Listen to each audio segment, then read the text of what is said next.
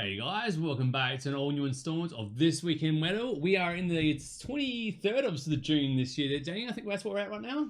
Yeah, no, you're right, man. Yeah. Well, here we go, guys. News stories are plenty. There's been a lot to talk about in the news, so let's get along and have a look at it. Five Finger Death Punch guitarist admits the band has the worst effing name. Danny, I don't think it is the worst effing name. I think it's an okay name. I think there's bands with worse names. And funny enough, there's some of the best bands I like out there, though. Yeah, I mean, it's not a great name, though. It's kind of like a name you make when you're in high school band. Let's form a band. What's the cool name? Yeah, Five Finger Death Punch. Yeah, and I think that's look how brutal why. we are, man. Like, we're so tough to beat up guys. But the name's actually, I mean, it's marketable.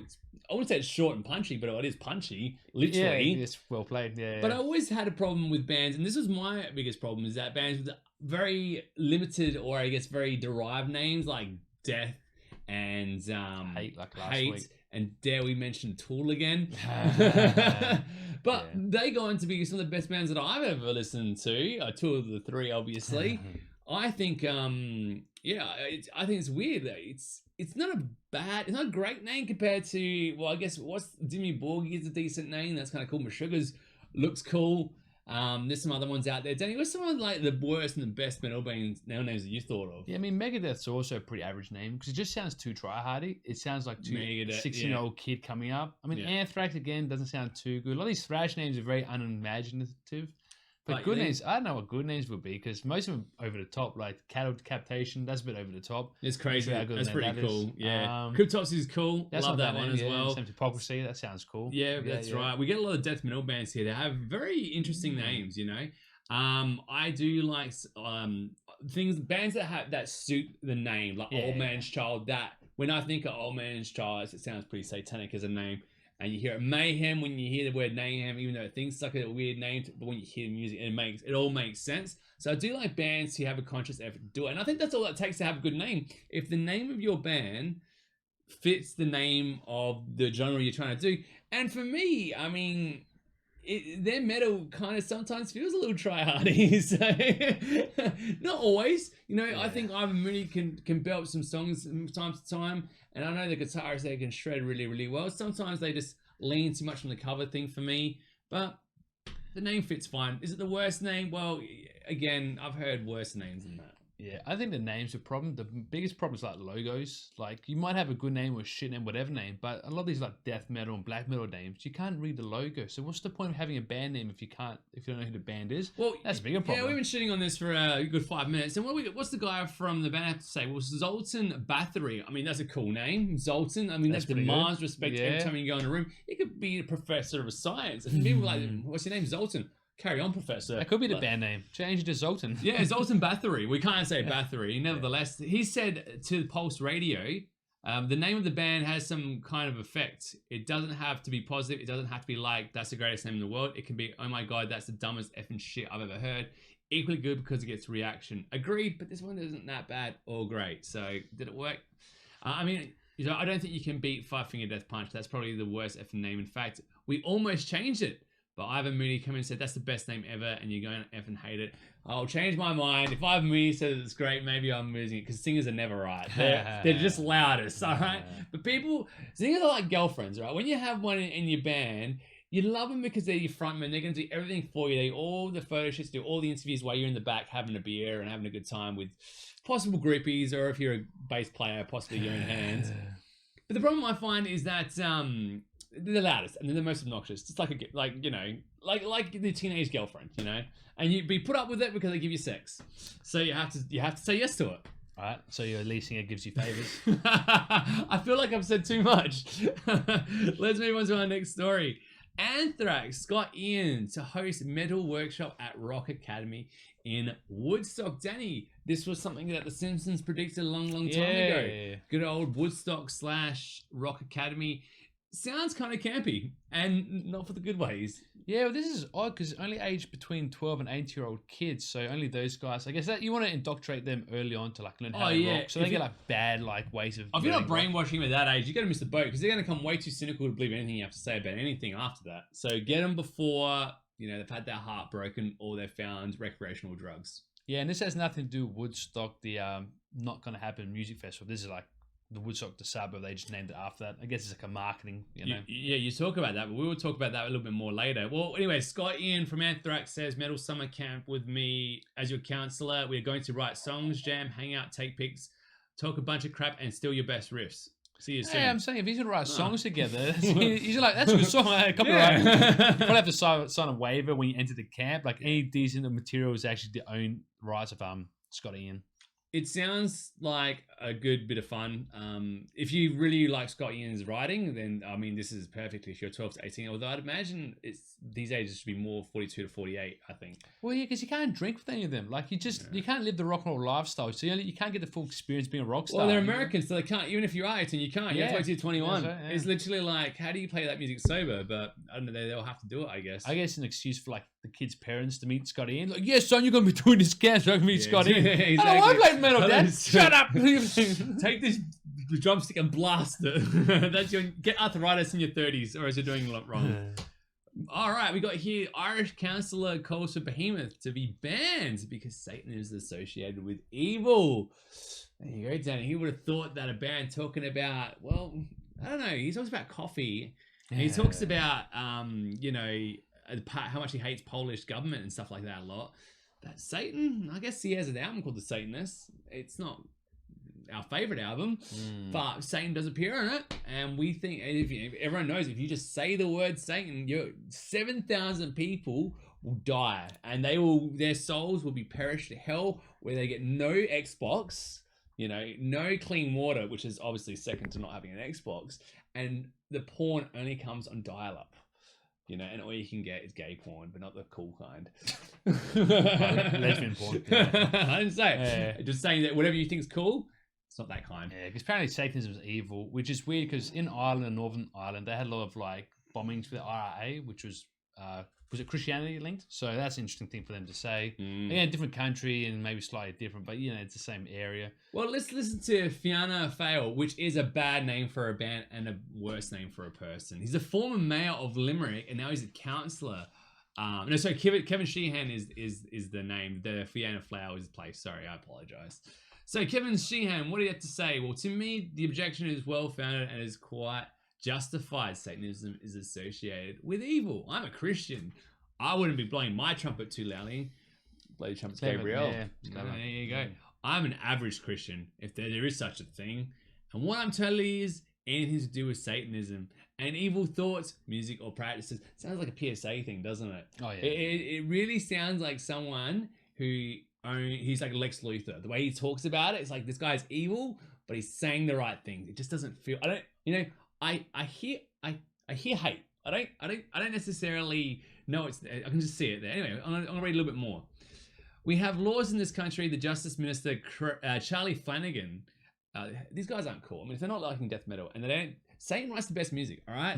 Like back in the day when they found the tritone in the classical music era, and they're like, that's Satan. I'm like, if you can, dude, it's the best key.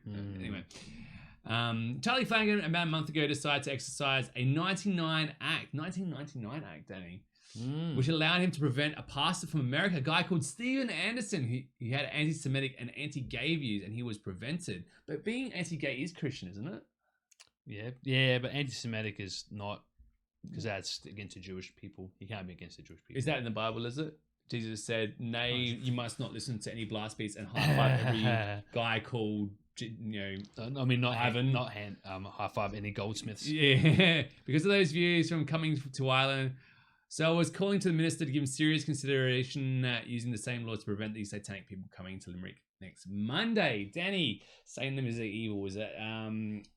It's a shame because I think this is going to give Behemoth even more ground and traction. And it's good free publicity for a band who's considered to be somewhat satanic. Yeah. But again, Satanism is not evil. People who invade countries to steal their resources are evil. And unless you made sure those guys do Satanism, I think all those guys are Catholics or Christians. So it's a shame. Yeah. So let's see how well this goes. But this again. Nothing will happen, and again, free advertisement. That's right. This is just lifting up Behemoth, and they're not doing anything, and they're being controversial. Like literally, they wrote an album, they put Satan on the cover with wicked artwork and not so wicked music, and this thing has just catapulted them into the stars. And And that's it. It's all marketing. Because like, how many bands would have done that and played there already? Nevertheless, we'll move on. Congratulations. Now, Behemoth are the best. They're probably now the biggest black metal band, almost compared to Dimmu. Maybe second to Dimmu.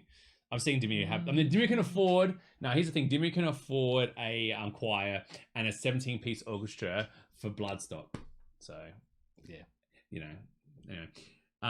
Move on to our next one. Tim Ripper Owens on Rob Halford, the quintessential singer for most people for Judas Priest. The guy from Rob Halford for Judas Priest said some interesting comments, Danny, that very, very interesting to hear, because what did he say that got Tim Owens' knickers in a twist? Yeah, he pretty much said that only a gay man can front Judas Priest. So thinking when he retires, eventually he'll retire or he'll pass on. He wants someone else. I guess he wants Judas Priest to live on. Why not? And he came out and said that, I think only last week or 2 weeks ago, that only a gay man can lead Judas Priest, which is odd because Ripper Owens was the lead singer of Judas Priest for a while. He had 2 albums which mysteriously disappeared for some reason. Maybe that's why. And no one can hear him. So maybe Rob Halford was right. Well, there are no other singers in Judas Priest if you listen to the internet. Just raises the parts of history you don't like. There was no World War II. Yeah, thanks, Germany. Yeah, I think that's a little bit more evil than, like denying an existence, I mean, this is the thing. Tim Ripper Owens must feel like the Jewish people in the 40s. Like, just completely disregarded in history, didn't happen, and Behemoth's evil. So that'd be in the same concentration camp, the concentration camp of metal. But because of this revelation, even Tim Owens has come out and said, well, maybe I am gay. Maybe I just don't know. Have you checked? Have you gone to the doctor? Have you had the knee testing? I'm sure if, he hits your knee and your dick goes up, and it's a guy doctor, there you go. Be gay. So congratulations, Owens, for coming out. That's very we've got your coming out party. There's no Behemoth there. I'm wearing this jumper though. It is a cool jumper. Oh man, I feel so divided. Now you know what? In saying they're fairness to Behemoth, before we move on to another story, that Demigod album is an absolute group. That's a ripper album, isn't it? It's one of the best death metals of all time. We'll talk about that another time. All right, moving on to our next story. Carla from Butcher Babies. She's filing for divorce. Lads and ladies, because even if you are a lady, you must have considered at some point or other rolling elbows with her in your mattress, in your favorite Maya Center shop. Let the world see. I mean, do us a favor, right? I mean, it's Carla damn Harvey. Thank you for always being there for me when I need you the most. I love you. She said that as her latest Instagram post to her now ex-divorcee. Danny, does this make you hopeful, or are you still going to be picturing it in your head and not playing it quite out in reality? Well, considering she lives in like California and I live in Australia, and considering she's singing the Anthrax guy for the last couple of years, big chance that's not going to happen. There's a bit of an age gap as well, so all those things, which probably means no. But well, she's got divorced, which is weird because apparently she's separated from her husband, or she got divorced last year. No, divorced now. Mm-hmm. But she's been with the Anthrax guy for 3 years. So when did she officially split up with her ex-husband or something? So who knows? Questions. I'm looking forward to hearing and seeing the new video that they dare post. But until then, Carla, you are in our thoughts and prayers. So enjoy that. Do you reckon he gets half of her stuff? Yeah, because I feel like Butcher Baby's money is pretty good. I saw their touring bus, and I'm like, that's better than most houses. It's better than my house. Yeah, so my ex-husband, so half. Yeah, stay home with the kids. Who knows? You don't look the way they look without some sort of rock and roll money. I mean, unless they're unfolding on rock and roll drugs. Well, they saved on a lot of money when they first started just using the breast tape instead of buying costumes. They could just use a bit of duct tape. So look how much money. If you don't have to wear clothes, they just have to go to Bunnings and buy a $4 roll of gaffer tape. How much is gaffer tape these days? I'm honestly don't. Yeah, probably about $4. Depends how much the roll is. Maybe $10. I wouldn't need a lot for my bed. Hey. I'll just let my hair grow out and put the air conditioning on. No one will even notice. Oh man, my mum will be so proud of me. Anyway, moving on to Disturbed. The frontman recalls about how Ronnie James Dio crushed him backstage. And he said, David Dramer said that I feel like I was 4 inches tall, which ironically would have made him just a little bit taller than Dio in real life. We are super happy he said that, because we feel like Ronnie James Dio crushes most people. He's just, as a person and as a vocalist. Why did David Dramer, though, feel like he was the equal height of our favourite frontman?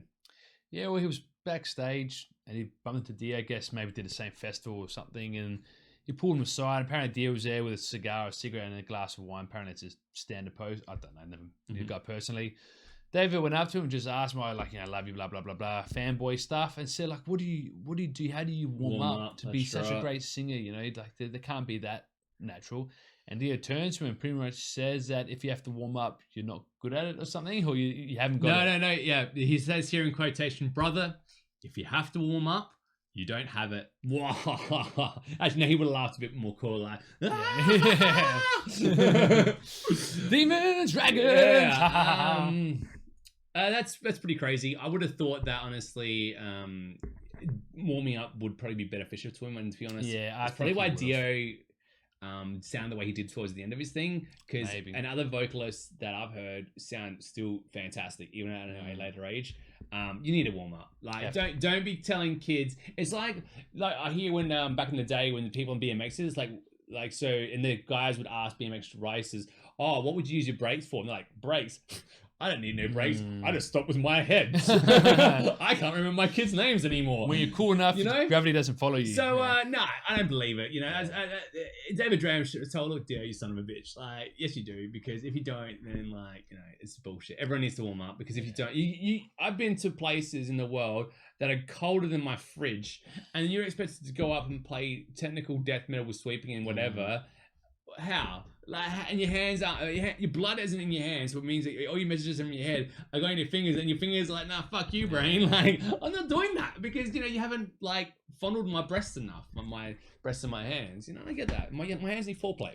Yeah. So I don't fully believe Dio's thing, and if you did, you're probably right, mate. By the end of it, his voice was down a couple of semitones, and I saw Graham Bonnet 2 weeks ago, and he was still pretty good with his register. Yeah. Even in his 70s. Here's the thing. So you got the best car in the world, right? You did not turn it on after 2 weeks of idling there and then just drive it in fifth gear straight away and then go as fast as you can. Now that thing needs to be warmed up, or else you're blowing everything out. The gaskets, you know, your divorce lawyer, whatever. Like, everything's getting upset. So, I mean, even like Pavarotti warmed up, and he's like the best opera singer of all time. But we don't mean to disrespect Dio's legacy, because at the end of the day, maybe he's right. Maybe he got that great voice but just being great. Maybe he was the lucky one.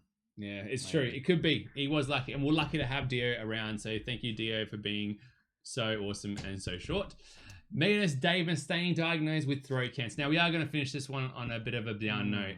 Unfortunately, Megadeth's frontman, Dave Mustaine, has announced on the old social media that he does, in fact, have throat cancer. This is a bit of a sad thing, because he is the quintessence. These guys are part of the legacy with a bunch of other bands like Metallica and Anthrax and Slayer and that, who managed to make such a name for themselves with a music style that really doesn't necessarily lend itself to global recognition, but it did. Like, I don't know how these guys actually technically got so massive, you know, but they've managed to find a way for themselves. And this guy was in the biggest band in the world, then he got fired out of it, and he got into, like, obviously, you could argue the second biggest metal thrash band in the world. So congratulations on that success, but unfortunately we do have to let our fans know that don't already know that he has got it, Danny. So very unfortunate. And what does this mean though for the future of the band though? Do you know what's going on? Well, they reckon all the shows this year will be cancelled, and that's pretty obvious. So they reckon there's a 90% chance of success with his either surgery or his treatment, or with his type of cancer, which is great to hear. So the issue is being throat cancer, how much will affect his voice, if he can still sing and perform. If he can't, you would imagine that maybe the band might fold, or they'd get someone else to sing. That would be the question. Fold. Yeah, I don't think Dave will get another singer. I think it's just him. Yeah, that's right. He has a direction for it, and that's about it, which is a shame, you know. But we really hope that this is just, you know, a short-term thing, you know. It's really sad. We got the thoughts and feelings out, you know, for Dirk and all that, and Kiko and stuff. So, all right, we'll see how it goes. And until then, guys, thank you guys for listening to us this week in metal. If you've got any other news stories you want us to cover, let us know in the comments. And I guess we'll see you guys soon. Indeed. Have a good week. Thanks,